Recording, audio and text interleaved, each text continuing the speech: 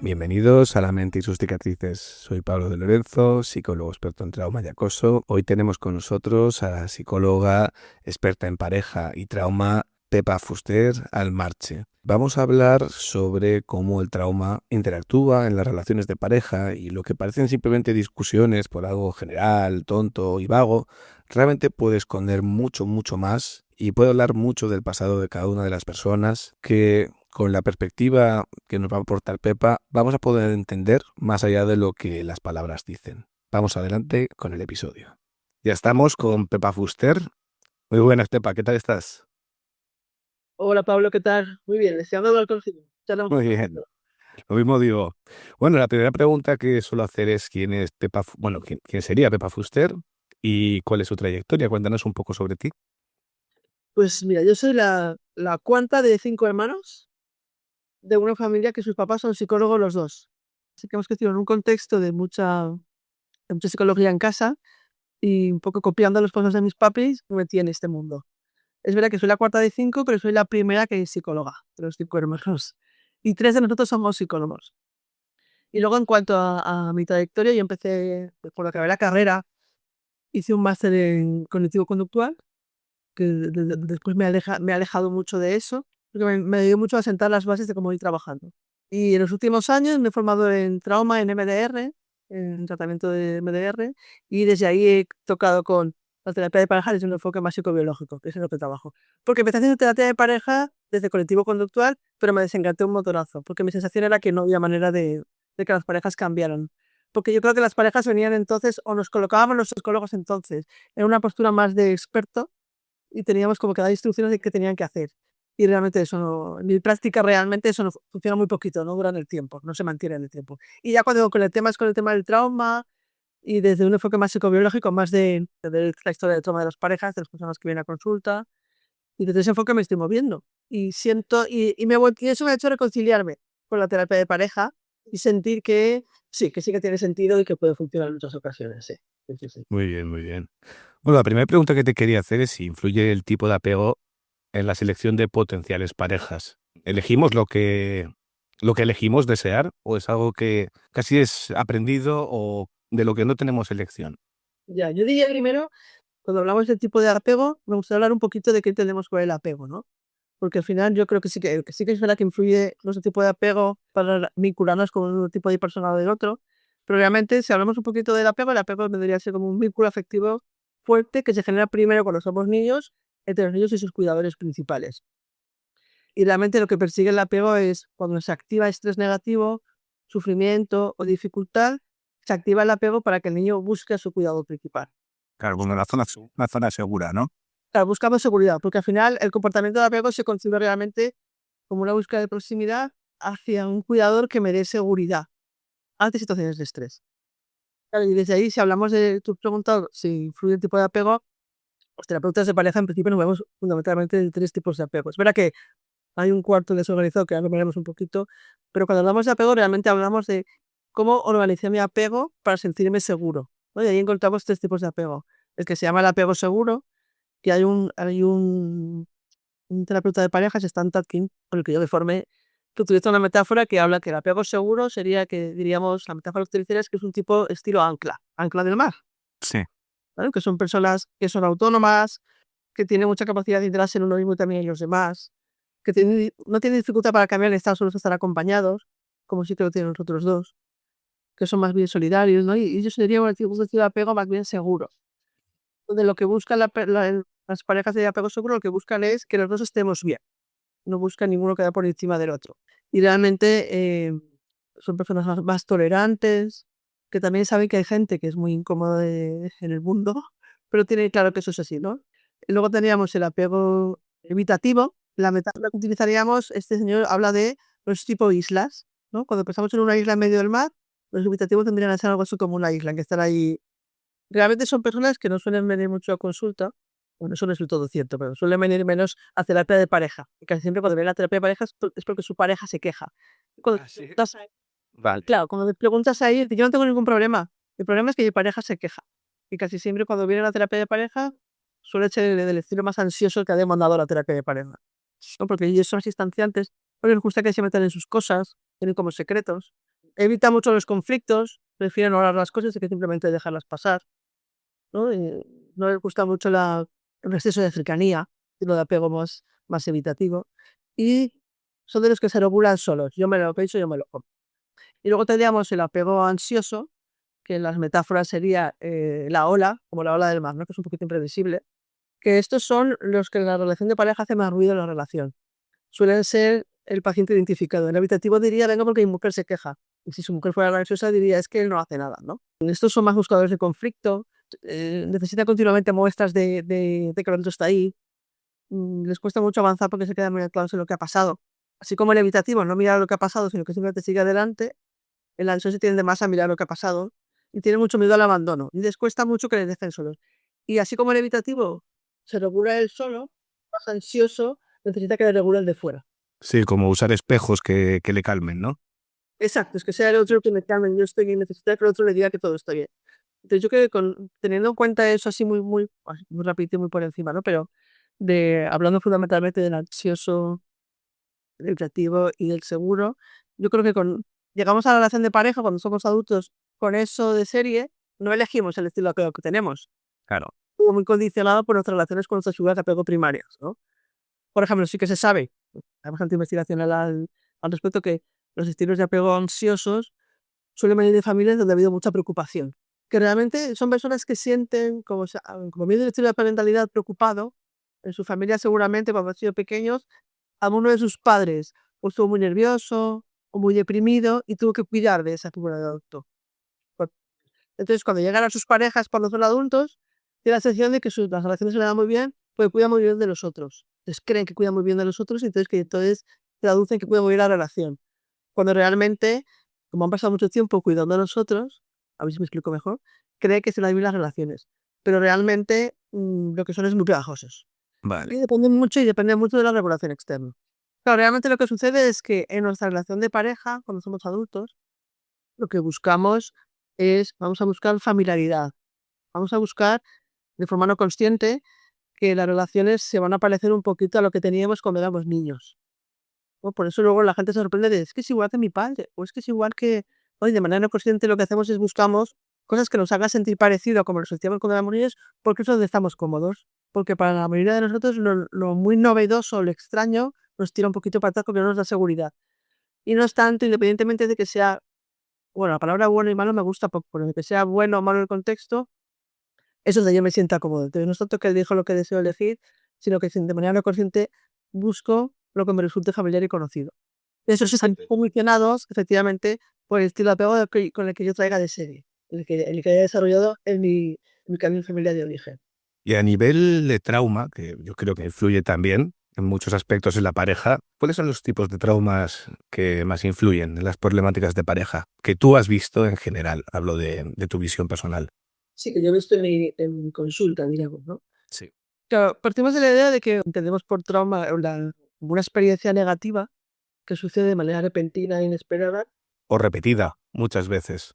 O que las anteriores parejas, por ejemplo, a uno le pusieron los cuernos o fueron infieles un montón de veces, por ejemplo. Es verdad que las experiencias negativas que más nos influyen negativamente como para poder generar un trauma son las de carácter interpersonal.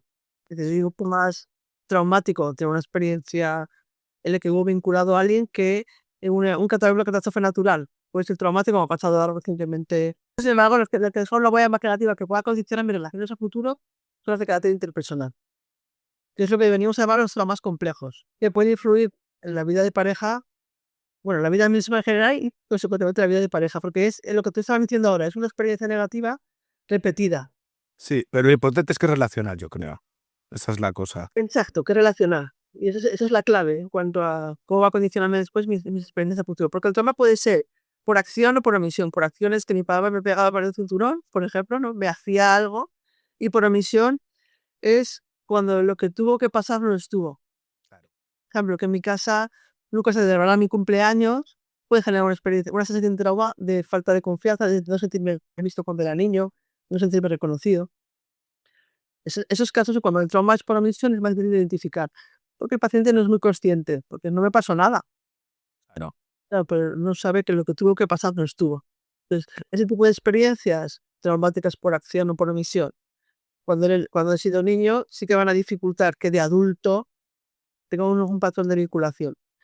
Tú estabas diciendo, si además ha habido, pero claro, cuando hacemos terapia de pareja, buscamos si en su historia de vida ha habido experiencias negativas, cuando ha sido niño en su familia de origen, y también, como tú estabas diciendo ahora, si en las relaciones de pareja previa ha habido experiencias negativas.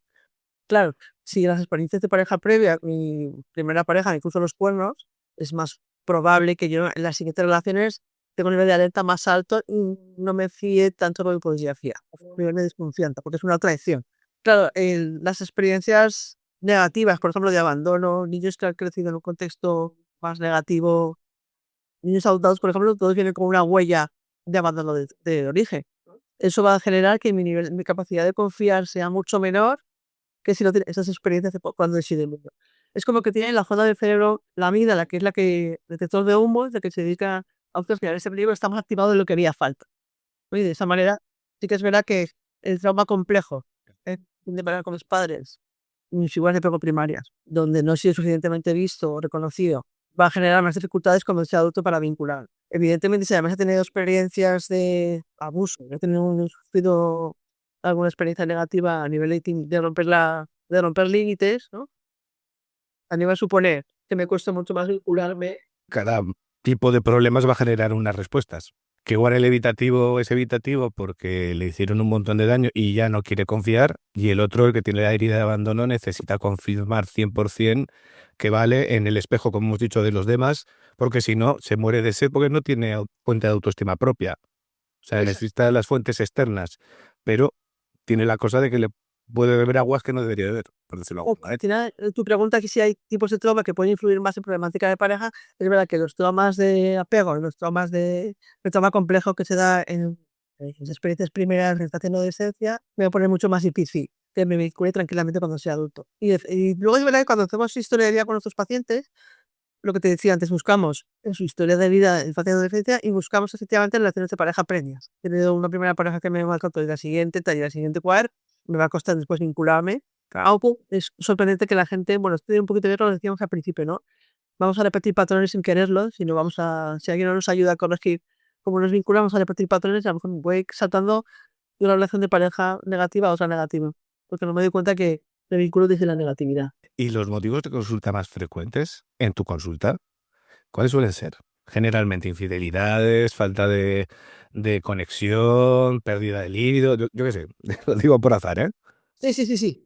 Muchas parejas vienen quejando, la mayoría viene quejándose de falta de comunicación, o que no dejan de discutir, o que la manera en la que discuten empieza una escalada que no saben cómo frenar y empiezan discutiendo por calcetines y acaban discutiendo porque tu madre le caigo mal. Que no tiene nada que ver, pero sin embargo se genera esa escalada, ¿no? También, bueno, la verdad es que se puede discutir, pueden discutir por los hijos, por la economía, por problemas sexuales, porque no soporto a tu madre, porque y al final realmente lo que está sucediendo últimamente es que tú te das cuenta que casi todas las parejas traen este tipo de motivos de consulta aparentemente, y realmente cuando los oyes hablar sobre por qué vienen a la consulta, te das cuenta de que da igual de qué discutan. La discusión suele ser muy parecido. Es como un malestar en la relación que al final se utilizan diferentes excusas para transmitir el malestar. Lo evidente, o sea, lo que se ve, a lo mejor es el tema económico, o a lo mejor es el tema que discutimos con nuestros hijos, o que cuando discutimos nos gritamos mucho, ¿vale? Es como lo que se ve, lo que hace ruido. Pero cuando rascas con ellos, que hay debajo, lo que la mayoría de veces encontramos es que debajo de los conflictos de pareja sucede principalmente por tres cosas, ¿no? Hay una batalla de poder y control, de poder o reconocimiento o confianza. Una batalla de poder y control que dice, ¿quién es el que manda aquí, no? ¿Quién, como un empeño de quedar por encima? También puede suceder que lo que hay debajo de eso es una necesidad de reconocimiento y discutimos porque no me siento reconocida o me siento devaluada. Y entonces, bueno, me enfado contigo porque no me has llamado que no ibas a venir a cenar. Y la discusión aparentemente es que no me ves y que no vienes a cenar. es que no me has tenido en cuenta, es que te has olvidado de mí. Reclamando es que me des mi lugar. Y también otros temas que suele haber debajo de la discusión es la falta de confianza. O la confianza. Es como, realmente no sé si puedo confiar en este tipo con el que estoy, en esta persona con la que estoy, o quizá me traicionará. Pero las personas vienen a la consulta por el tipo de cosas, la madre, la suegra, el dinero, los niños, y cuando el terapeuta va rascando se va dando cuenta realmente que lo que hay debajo suele tener que ver con eso, o con poder, o conocimiento o confianza. Es verdad que en algún caso más concreto, como tú has dicho, ¿no? Por infidelidad también pueden venir, ¿no? Y sí que es verdad que algunas personas vienen, han sucedido una infidelidad en la relación de pareja, y eso supuesto un antes y un después. Pero obviamente, si pensamos bien en la infidelidad, lo que hay detrás es una pérdida de confianza absoluta, hay una ruptura, hay una viva tradición muy grande, muy evidente, y en muchos casos lo que te das cuenta es que lo que a partir de ahí sucede, porque cuando viene por un tema de infidelidad, puede suceder que los superen bien juntos, entonces la relación mejora mucho cuando los superan bien juntos o que rompa la relación. Y lo que se empieza a hacer es hablar de cosas de las que no se había hablado hasta entonces. Porque hay una cosa que sucede mucho en pareja, que es que lo que trae que hace mucho ruido, lo que tú has dicho, ¿no? Los niños, los dinero, lo que fuera, o las tareas domésticas. Pero realmente, cuando hemos rascado, lo que interesa es qué pasa, qué hay debajo. Entonces, el ruido que traen suele ser lo que ellos cuentan como el ruido que traen. Al final buscamos qué selectiva cada uno cuando pasan estas cosas y es mucho, un poquito más profundo. Entonces, creo que tú la terapia de pareja no es tanto que dejan de discutir. Sí, claro. Ya puedo hablar de temas complicados, que aprender a hablar de temas complicados y difíciles y a pelear bien para efectivamente al final, cuando tú discutes con tu pareja es porque hay algo en que no estamos de acuerdo y que va a poner sobre la mesa. El evitativo tiende a evitar las discusiones y el ansioso le persigue para discutir, entonces es otro motivo de conflicto. Es un círculo vicioso, sí, típico. Esta pregunta yo no sé si tiene sentido. Tener problemas en la crianza con el progenitor del sexo opuesto puede crear problemas específicos diferentes que con el progenitor del mismo sexo, por ejemplo. En principio no hay, hasta donde yo sé, no hay investigación con respecto a eso, no hay claramente que tenga que ver con el sexo opuesto. Tiene más que ver con la sensación, si ha habido o no en casa con mis progenitores, sean estos, sea mi madre o sea mi padre, ¿vale? Sí. Sensación de seguridad, de protección, de disponibilidad, que están disponibles solo para mí, que me han hecho sentir seguro, lo que puede crear problemas de diferentes índoles. Porque yo creo que si fuera cierto lo que esta pregunta que tú planteas, que tuviera que ver con el género de mis progenitores, entonces eso por ejemplo sería de que parejas del mismo sexo, los hijos presentan problemas muy concretos. Y sin embargo, lo que se ha visto Claro, ahora, sería complicado.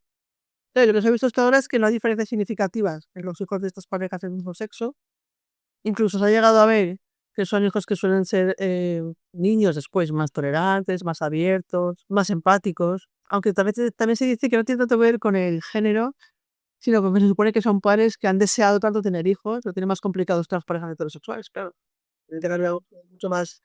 Cas- Igual la validación por el hijo es mayor. Claro, entonces yo creo que ahí, desde ahí ya se colocan de otra manera. Pero que haya una diferencia con respecto a ese conflicto es con el conflicto de. Sí.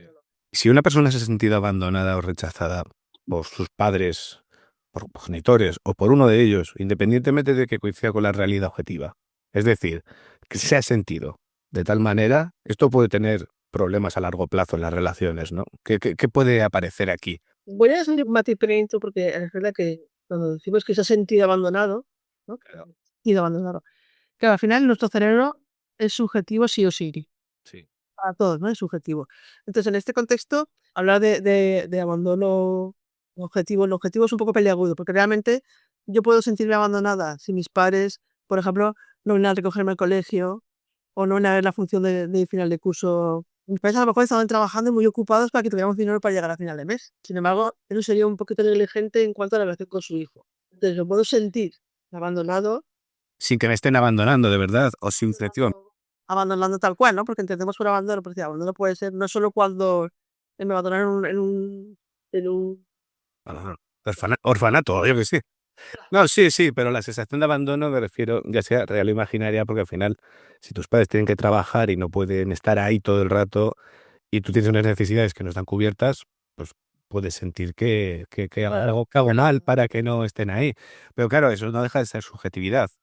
aunque no deja de ser subjetivo, es verdad que si yo no me he sentido si me he sentido abandonado, pues es verdad que me puedo transformar en alguien, o sea, puede ser que efectivamente en un orfanato me han abandonado, como tú bien has dicho, o que a lo mejor mi padre trabajaba fuera porque era camionero y Sí, sí. o incluso ha habido abandono real, quiero decir que mi padre se fue a los 3 años y nunca volvió. porque sí que hay casos así también, no siempre es en los Sí, fáciles. sí. Y al final sí que puede transformarse esa persona en alguien muy ansioso, que tenga miedo al abandono, porque esas personas suelen generar un miedo al abandono tan alto que se vuelven muy ansiosas, ¿no? Es como una necesidad continua de saber que el otro está ahí, chequear que el otro está ahí, necesidad de señales continuas del otro de que me sigues queriendo, de que no te vas a ir.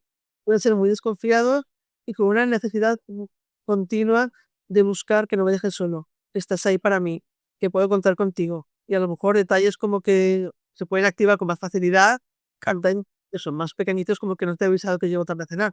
Y ahí esa búsqueda continua sientes, es más probable que se viva una historia de abandono en la vida, real o imaginario, como decíamos antes. Sí que necesito pruebas continuas de que todo está bien.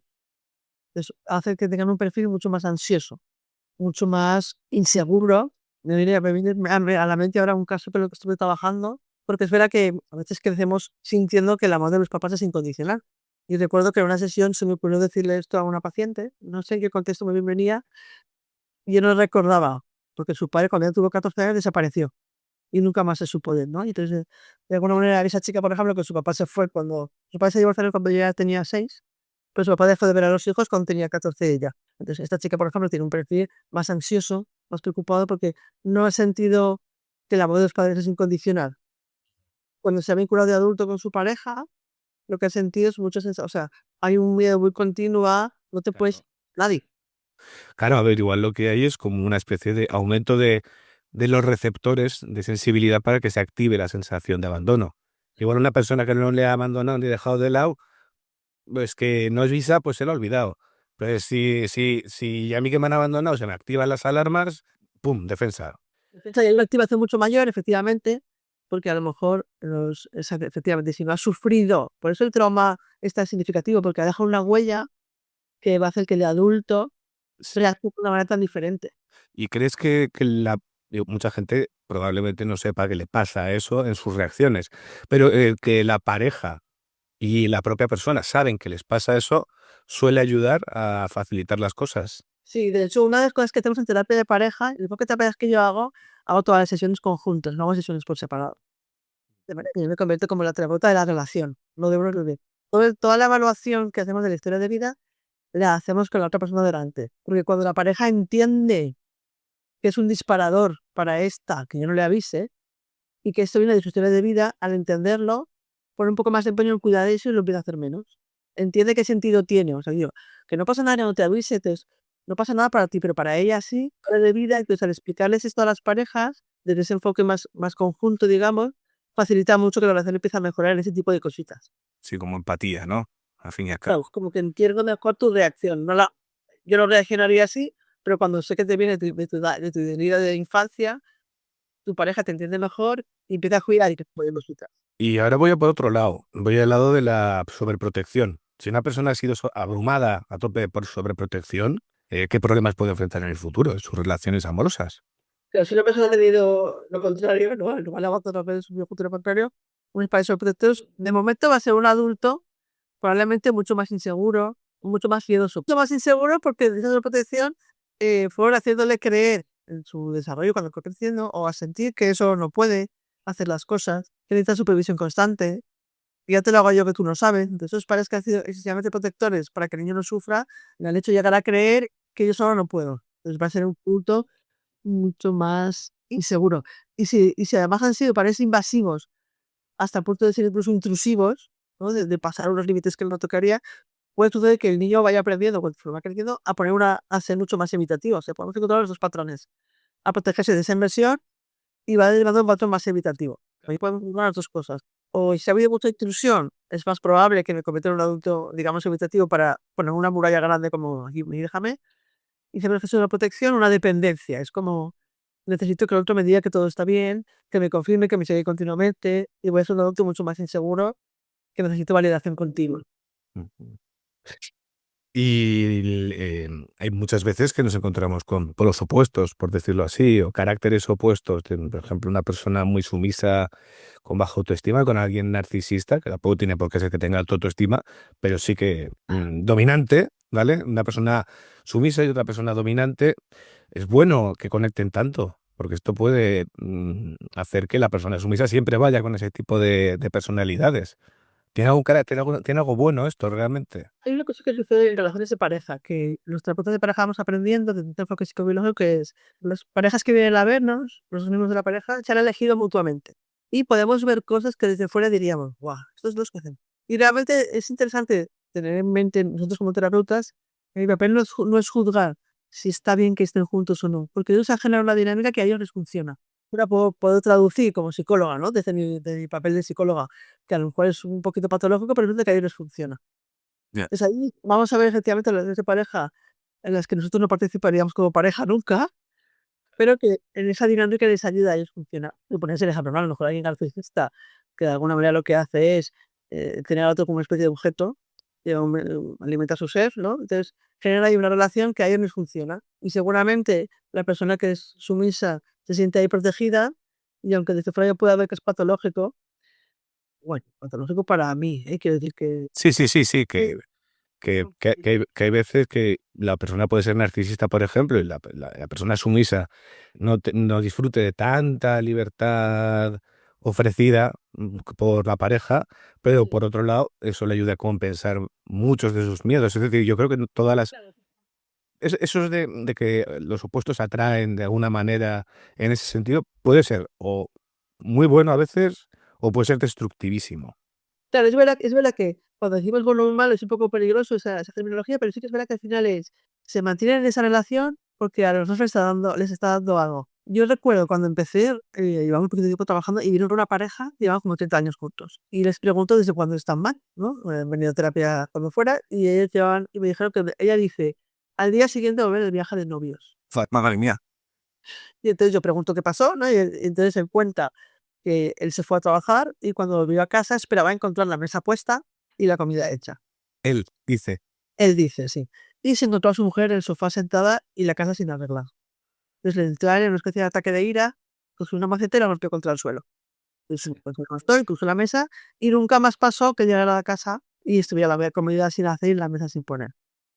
Llevan 30 años juntos. Entonces al final estas dos personas se han mantenido ahí los dos. Entonces tan malo es la agresividad de él como la sumisión de ella que agacha la cabeza, pero han ido haciendo cosas juntos los dos por mantenerse en esa relación. ahora Desafortunadamente. hablar de culpas no sé si es lo correcto, porque al final es una simbiosis, al final ha ido evolucionando así. Esto es como, tengo 80 años y esto es lo que ha sido todo. Así se ha hecho, y día a día, como política de hechos consumados, por decirlo así. Claro, es tan culpa de ella como de él, por decirlo de alguna manera. No, aquí en relaciones de pareja no hay culpables ni ángeles y demonios.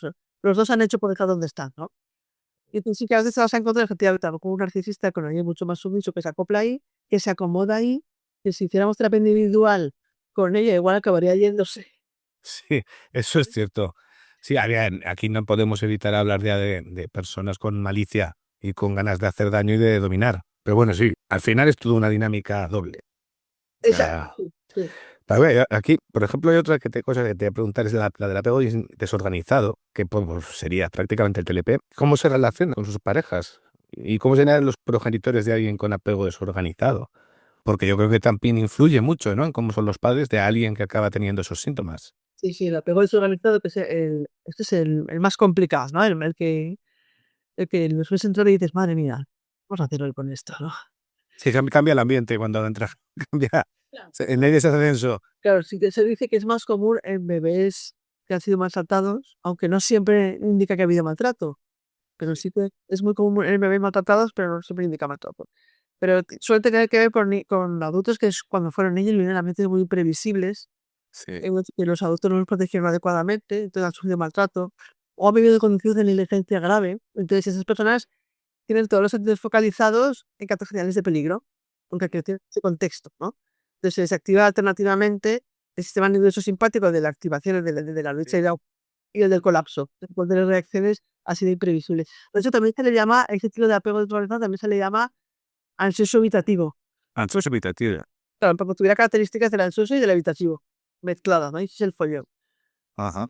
Tiene mucho que ver con una falta de comunicación con sus progenitores o mucha incoherencia de los progenitores. Eso es lo que él repite después. Es más probable que tenga estrés postraumático, creo que se convierte Claro. de personalidad.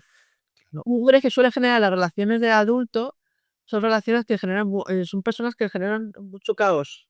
Claro, sí, sí, sí, porque de repente te quieren, luego te odian, luego... Yo creo que al final son muchas heridas que están ahí dispersas y es como... Depende la diana donde le des ese Claro, aviso. porque exacto, son es muy imprevisible, tiene conductas muy inconsistentes y muy contradictorias, ¿no? Es como que hay mucha ambivalencia en su mundo interno, estas personas, con lo cual tienen conductas contradictorias, ¿no? Igual pueden estar muy tristes y de pronto pasar a un apego excesivo o reclamar mucha intimidad y cuando la otra se acerca, poner mucha distancia, ¿no? Porque es verdad que hay algunos autores que dicen que el desorganizado han sufrido un miedo sin solución. Desde ahí no han sabido organizar bien su apego, no han sabido lo que servía, porque han sentido que no había ninguna salida. No hay seguridad, ¿no?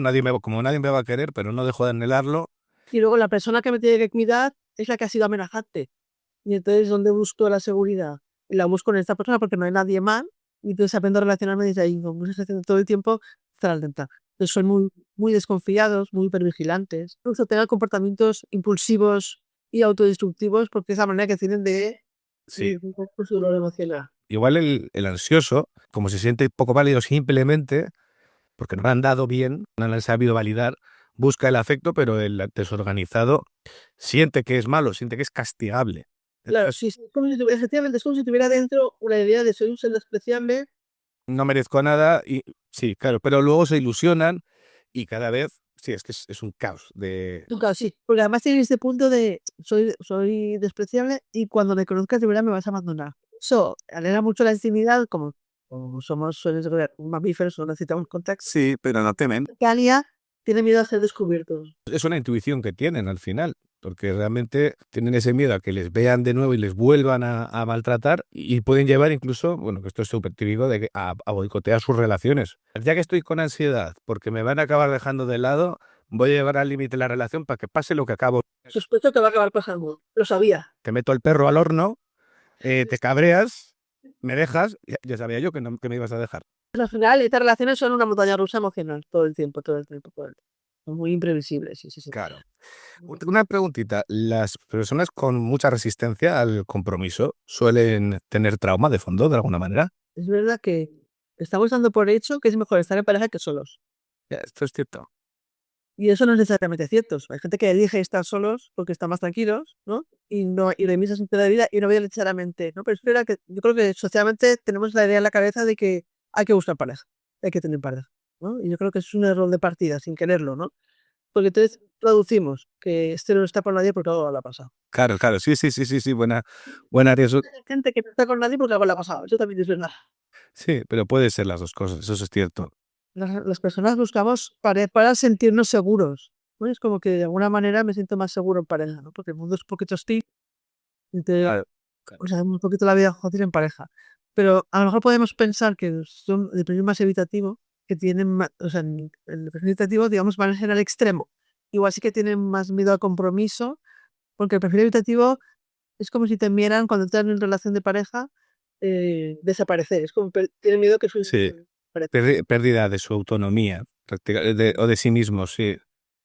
Y sí, en cambio el ansioso desea la fusión, es curioso. Sí, sí, sí, sí, sí, sí. Entonces el exceso de esa fusión, pero claro, al final lo que sucede es, empezamos una relación de pareja de manera casual, espontánea, ¿no? No hay compromiso aún. Y los temores del apego empiezan a dispararse cuando hay compromiso. La pareja te viene diciendo, es que cuando nos conocimos no era así. Claro, pero los temores del apego realmente se activan a partir de que hay compromiso. Claro, que pueden estar igual 2 años de rolletes sin compromiso real, sin cierre de la relación. Y en cuanto cierras la relación, O a partir de que nos casamos o que empezamos a vivir juntos. Cuando esto ya es, aquí ya hay compromiso, entonces el ansioso es como que teme ser devorado y perder su individualidad, entonces se le activan sus temores. Y el ansioso no, perdona, el evitativo, lo he dicho al revés. El evitativo y el ansioso teme que le abandone y se activan esos temores, entonces está mucho más inseguro. Por eso no es tan raro que nos digan en sesión, "Esto cuando nos conocimos no era así, es que ahora cuando esto ya hace que el seguro y el apego se active".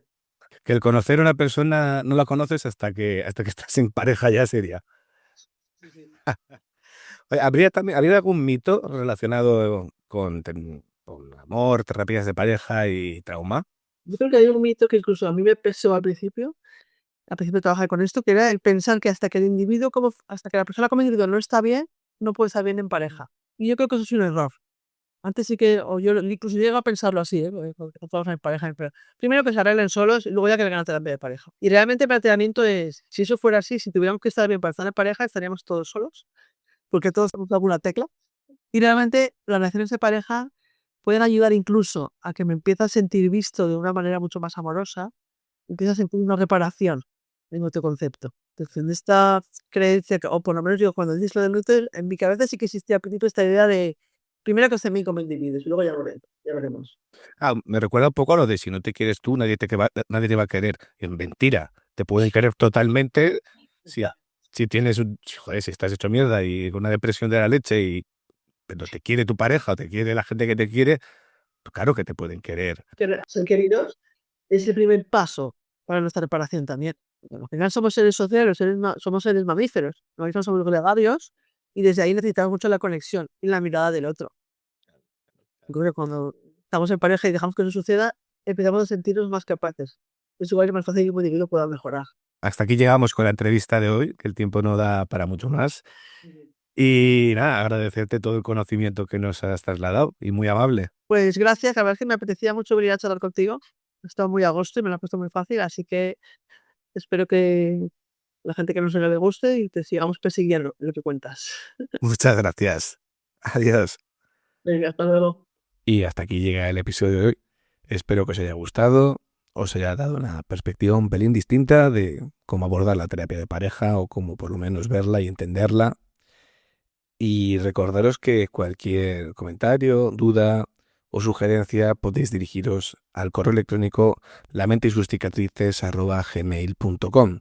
Muchas gracias por estar ahí y nos vemos en el próximo episodio.